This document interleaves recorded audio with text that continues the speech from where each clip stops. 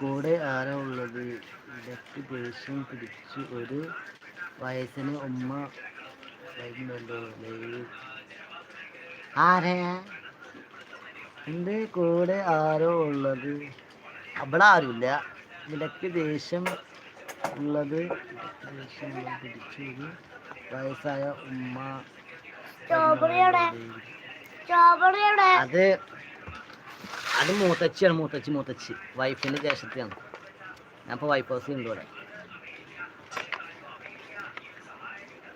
ആരാ 9 ലൈക്ക് അടിച്ചാൾ ഇറങ്ങി വരും?